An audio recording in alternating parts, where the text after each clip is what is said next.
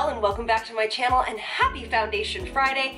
Today we're going to be talking about the all-elusive foundation application for more aging skin, or skin that needs to have a balance between glow and matte. So before we get going, hit the subscribe button, share this with somebody you think might like it, and let's do it.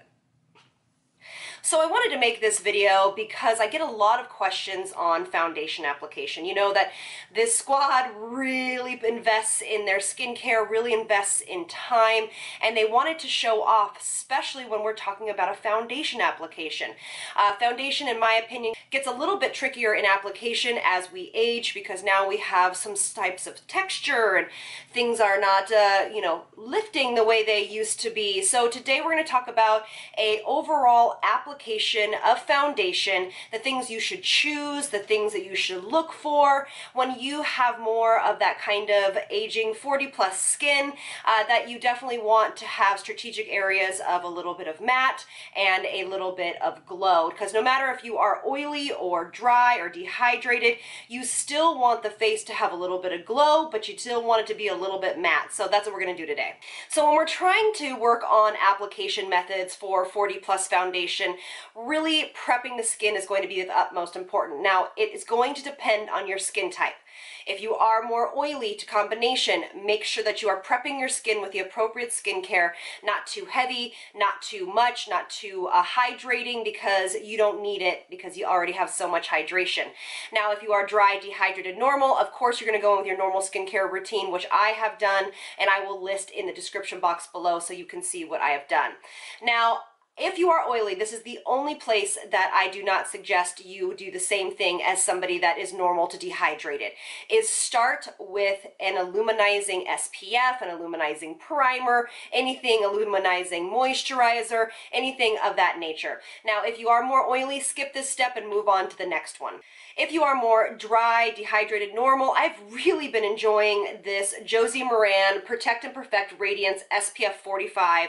It is an overall, look how pretty the skin is. It's like this glowing SPF primer. It's kind of a pink feel. I'll be talking more about it later on this month, but that is what I have on right now. So if you are more of that dehydrated, dry, textured skin, go ahead and put your primer or your tinted moisturizer or your tinted SPF all around the face. If you do have large pores, you can absolutely put it over here if you would like, because we are going to use another primer on top, or you can skip that area if you want to.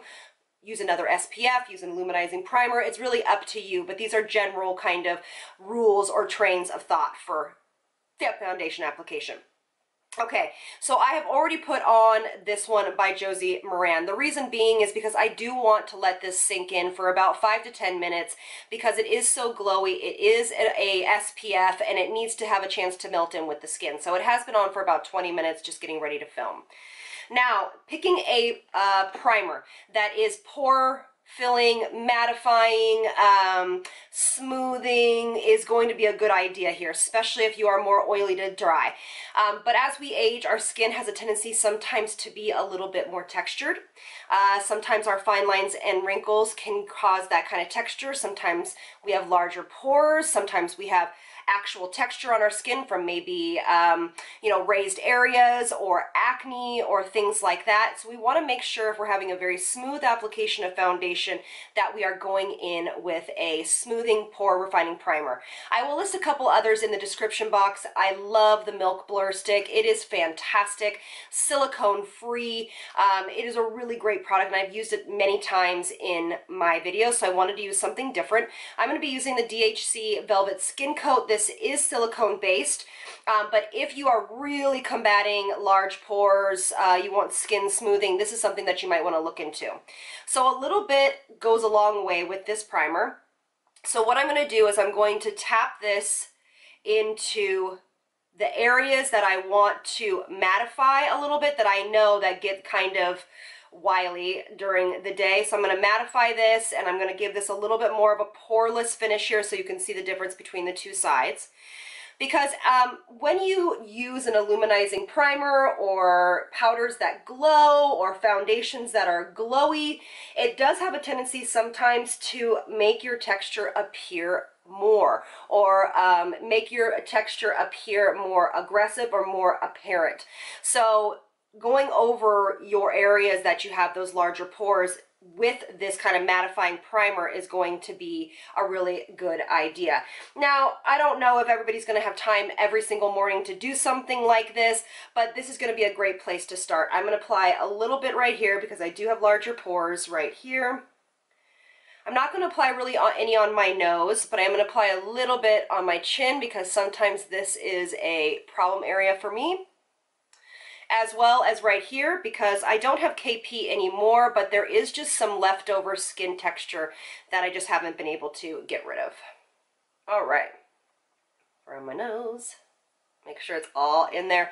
And I do actually go around my lip with this primer. Okay.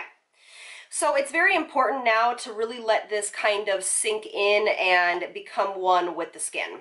So I hope that that makes sense. You can already see that the skin is mattified in the center of the skin a lot more, in the center of the face more, and then around the perimeter is still nice and glowy and dewy, and that is what we want. Now, going into picking out a foundation, most 40 plus skin should really reach for a foundation that is called skin-like. That is the kind of what if they were to explain to you a foundation, it would be, this is a skin-like foundation, or this is a velvet matte, a semi-matte. Usually I do love a good luminous foundation, but if you have larger pore size or larger texture, you want to make sure that you're not reaching for luminous products where that texture is going to be more enhanced. So on a general note, you want to use a foundation that is more skin-like.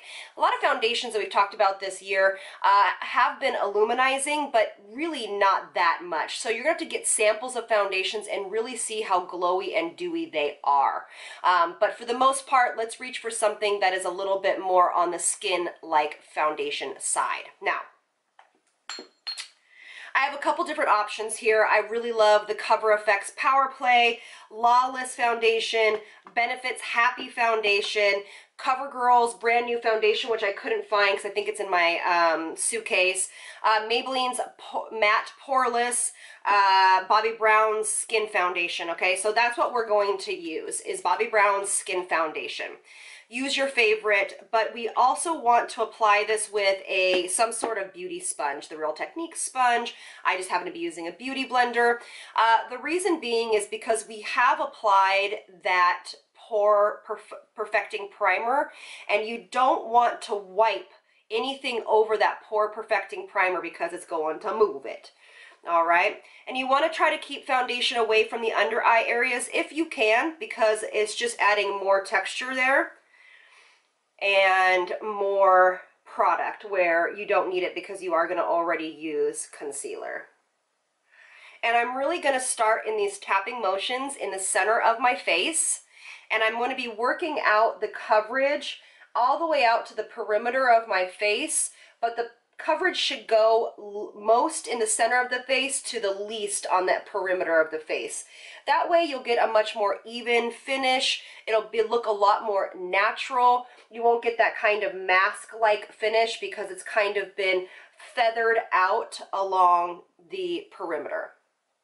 If you are more of that oilier skin type, you can use a skin finish foundation or a matte foundation, whatever you choose. But most, for them, again, this is all general, but for the most part, aging skin has a tendency to be pretty dry, and if it is oily, it's more because it's dehydrated and it's overproducing oil.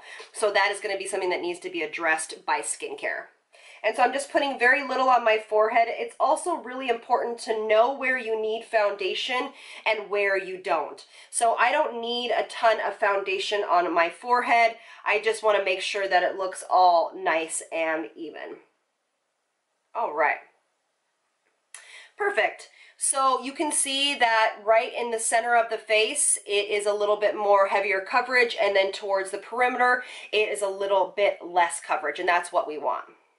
You also can do my trick where you apply a more mattifying foundation in the center of the face and a more luminizing foundation around the perimeter if you want to be real extra. I just popped on my concealer, and so let's move on to setting the face. Now, if you really truly do want this kind of balance between a kind of glowy finish as well as a matte finish, unfortunately you're going to have to use 2 powders, but those 2 powders will last you twice as long because you're using 2 instead of just 1. Now what I like to use is I like to grab a mattifying powder. This one is one of my really current favorites. I've been loving this. Is by Milk. This is the blurring powder. It is more on the matte side. Of course, Charlotte Tilbury's brand new powder, as well as the Hourglass powder, La Mer powder would be fantastic. A whole host of things would be great. It Cosmetics Bye Bye Pores powder would be fantastic for this, but this is just what I've been gravitating towards recently.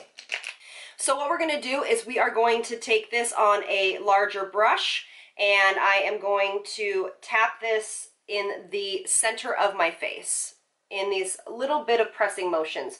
Now, you can get carried away with too much powder, okay? Absolutely. So powder will absorb that shine. Do you see how that's kind of nice and matte? It will absorb that shine, but if you put too much, then you're actually really going to see that powder. So you, of course, can just make sure that you're using a very light hand and in tapping motions. I love this powder. It is so gosh darn pretty. And I just use this in the center of my face.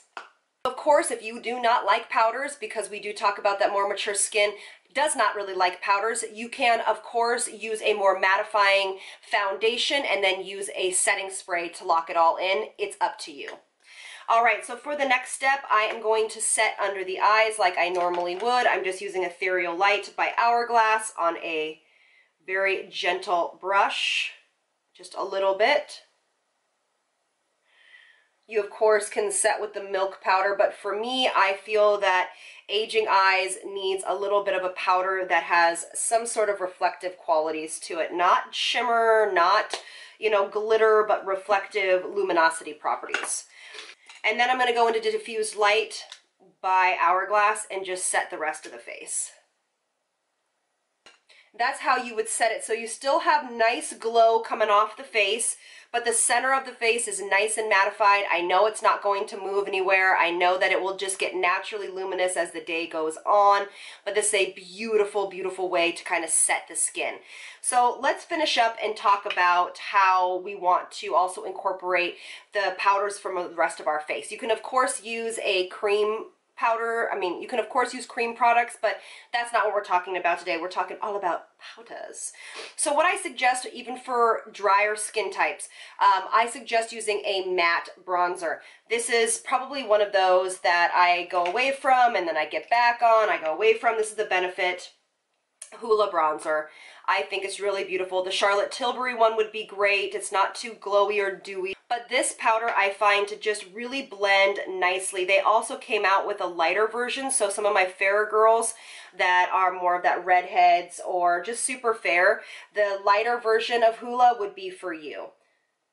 But I find that whenever you are using more mattifying products right here or more matte products in this area, it does not accentuate any texture because a lot of us have texture on our cheeks.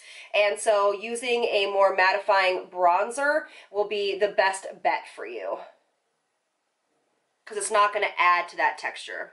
Now, this is where it comes into what your skin type is. If you have more oilier skin, nothing says that you can't wear a glowy blush. Nothing says that, okay? But I know that you guys have a tendency to steer away from it. But a lot of us are mainly oily in the center of the face and then dry around the perimeter. So a glowier blush is not a bad thing to consider. I love the Charlotte Tilbury blushes because they are a nice balance between glowy and matte. They also just really look beautiful on the skin. This one is an Ecstasy, and we're just going to pop that in. Of course, you know, I love my Hourglass powder, my Hourglass blushes, but they can be a bit glowy for people that are more, you know, oilier skin types or that have any kind of fine lines or texture right here. All right, you guys, so I just finished up my eyebrows and all of that good stuff, but this is, I did nothing else to the foundation, but this is literally kind of the perfect balance between glowing on the outside and more mattified in the center. I hope that these tips help you navigate foundation, how to apply this for your skin type, and to let you know about how to not enhance texture on the skin by picking the right formulations of your foundation, your primers, and of course your powder products that you put on the rest of the face. So thank you so much for being here. I will see you all on Sunday. Have a great day and lots of love from me to you. Bye, you guys.